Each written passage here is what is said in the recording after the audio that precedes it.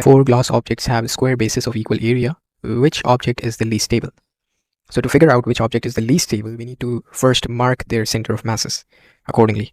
So and by the way, the center of mass is the geometric center of the shape if the object is a regular shape. For example, this is a rectangle, and the geometric center of this rectangle will be here.